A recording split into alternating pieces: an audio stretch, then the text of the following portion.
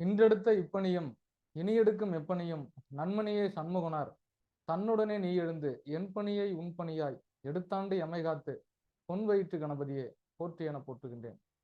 குருபாதம் பணிந்து அனைவருக்கும் வணக்கம். ஜோதிடர் சக்தி கணேசன், நெய்வேலியிலிருந்து. அதாவது மனித வாழ்க்கைக்கு ரொம்ப தேவையானது பொருள். பொருளிலாருக்கு இவ்வுலகில்லை, அருளிலாருக்கு அவ்வுலகில்லை என்பது முதுமொழி.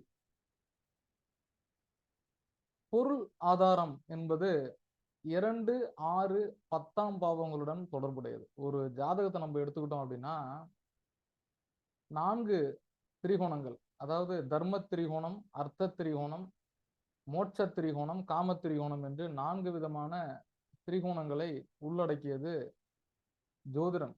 இதுல பாத்தீங்கன்னா ஒரு ஜாதகத்தை நம்ம எடுத்துக்கிட்டோம் அப்படின்னா ஒரு நபர் நல்ல ஒரு பொருளுடன், பொருளாதாரத்துடன், நல்ல ஒரு பண கட்டமைப்போட, நல்ல வேலைகளோட, வேலை வாய்ப்புடனும் ஒரு நபர் பிழைப்பாங்களா அப்படின்னா அதுக்கு தேவை 2, 6, 10ஆம் இடங்கள்.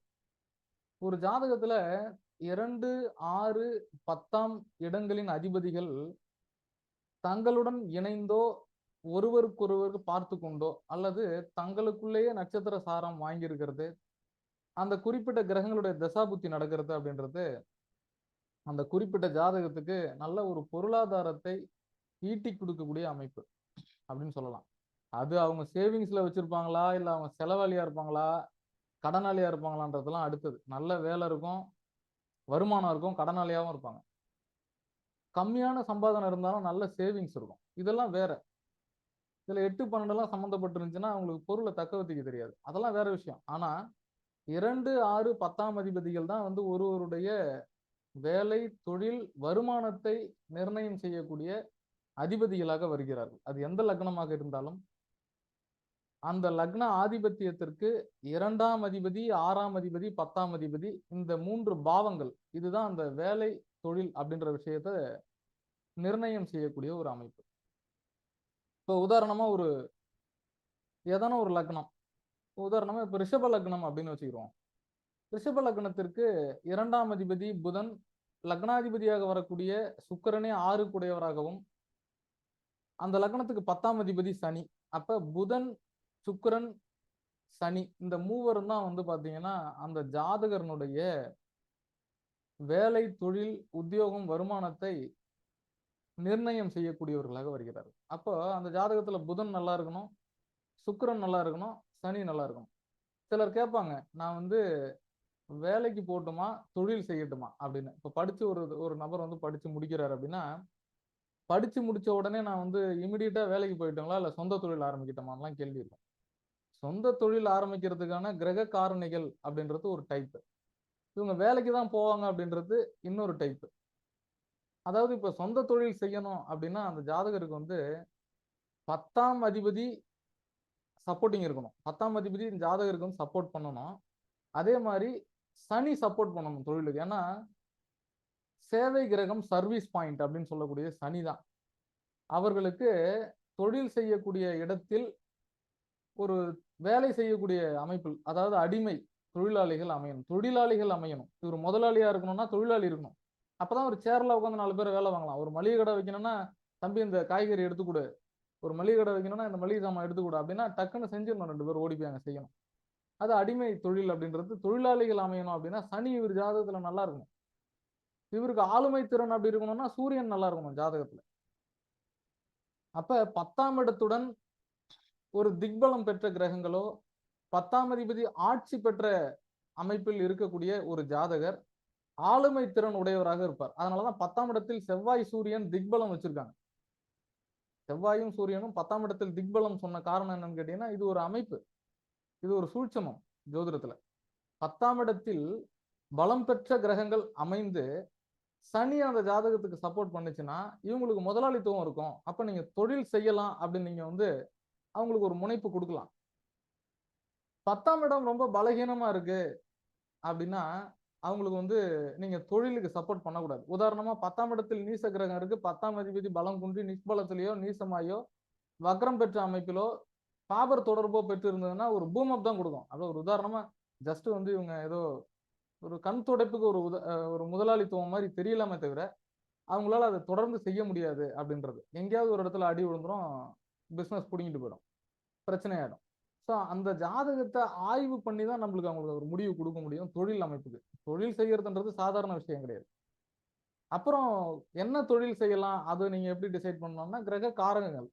குருனா தங்கம் தொழில் செய்யலாம், வாத்தியார் தொழில் செய்யலாம், டியூஷன் எடுக்கலாம், இந்த மாதிரிலாம் சொல்லலாம். இப்போ புதன் இருக்குன்னா லேண்ட் பிசினஸ், புரோக்கிங் பிசினஸ், இந்த மாதிரிலாம் நீங்க அவங்கலாம் இப்போ சப்போர்ட் பண்ணலாம். ஷேர் மார்க்கெட்டிங், சிட் ஃபண்ட்ஸ், இந்த மாதிரிலாம் சப்போர்ட் பண்ணலாம். அப்போ ஒவ்வொரு கிரகத்தினுடைய வலுவை பொறுத்து 10ஆம் அதிபதி சப்போர்ட் பண்றதை பொறுத்து கம்பேர் பண்ணி நீங்க இந்த தொழில் செய்யலாம், செய்யக்கூடாதுன்னு சொல்லலாம். 10ஆம் இடம் வலுக்குன்றி 10ஆம் அதிபதி வலுக்குன்றி சனி சப்போர்ட் இல்லைன்னா அவங்களுக்கு தொழில் சப்போர்ட் பண்ணக்கூடாது. இது ஒரு அமைப்பு.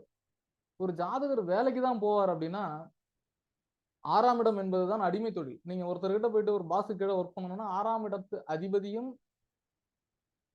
6ஆம் இடத்தில் நின்ற கிரகமும் 6ஆம் இடத்தை பார்த்த கிரகமும் முடிவு செய்யும். சரிங்களா? இது 6ஆம் இடம். 6ஆம் இடம் என்பது ஒருவருடைய உத்தியோகஸ்தானம் அப்படின்னு சொல்லக்கூடியது.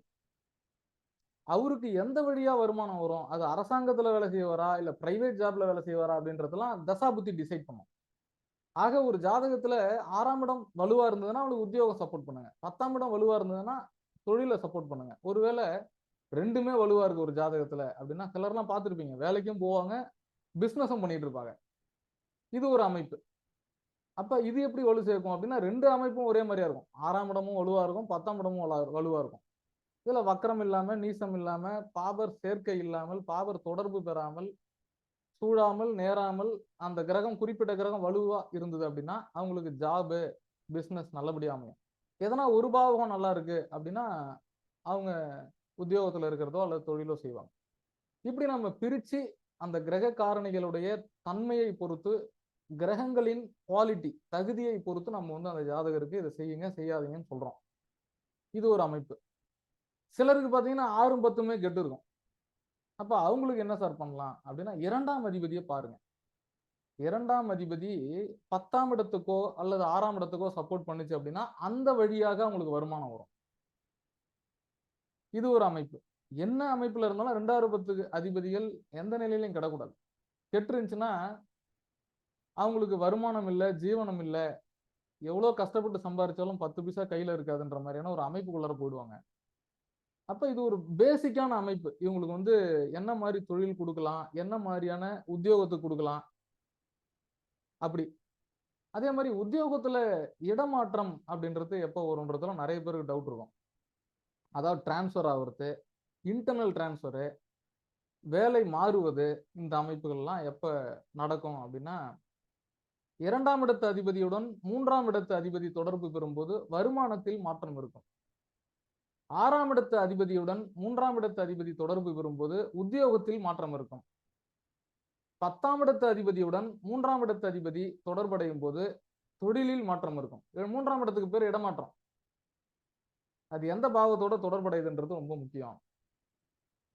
அதே மாதிரி லாபஸ்தானத்தோட 3ஆம் இடத்து அதிபதி தொடர்படையும் போது லாபத்துல ஒரு டிஃபிகல்ட்டி இருக்கும், ஏற்ற இறக்கங்கள் இருக்கும் அப்படின்னு சொல்லலாம். 11ஆம் அதிபதிகள் ஒரு ஜாதகத்தில் தொடர்பு பெற்று இருக்கும் அமைப்பில், பரிவர்த்தனை பெற்று இருக்கக்கூடிய அமைப்பில், நட்சத்திரங்கள் மாறி அமைப்பில் இருக்கக்கூடிய அமைப்பில், அல்லது 11ஆம் அதிபதிகள் தங்களுக்குள் பார்த்து கொள்வது, பரிவர்த்தனை பெறுவது, சார பரிவர்த்தனை பெறுவது, எதனா ஒரு அமைப்புல இருக்காங்க அப்படின்னா அந்த ஜாதகனுடைய வருமானமே லாபமாகும் அப்படின்னு சொல்றான். இது ஒரு அமைப்பு. 6ஆம் இடத்து அதிபதி 2ஆம் இடத்துடன் கனெக்ட் ஆகும் போது அது என்ன அமைப்புன்னு கேட்டீங்கன்னா எதிரியின் வருமானம் சொல்றான். 2 கூட 6ல இருந்தான்னா நல்ல உத்தியோக மேன்மை இருக்கும்னு சொல்றான். இது மாதிரி பலவிதமான கிரக தொடர்புகள் இருக்கு அப்படின்னு சொல்லலாம்.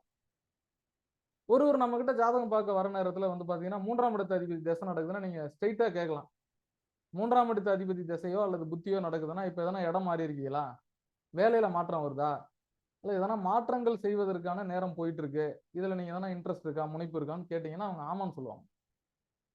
2, 3, 6, 3, 10, 3னா உத்தியோகம், தொழில், வருமானத்தில் மாற்றம் இருக்கும் அப்படின்னு சொல்லலாம். 10ஆம் இடத்தில் கூட்டு கிரகங்கள் இருந்ததுன்னா வேலையில நிறைய குழப்பம் இருக்கும், தொழிலையும் நிறைய குழப்பம் இருக்கும், ஒரு இடத்துல உட்கார்ந்து வேலையை செய்ய முடியாது, தொழில் செய்ய முடியாது, டிஸ்டர்பன்ஸ் இருந்துகிட்டே இருக்கும். 6ஆம் இடத்தில் கூட்டு கிரகங்கள், 11ஆம் இடத்தில் கூட்டு கிரகங்கள் இருப்பது தொந்தரவு இல்லை.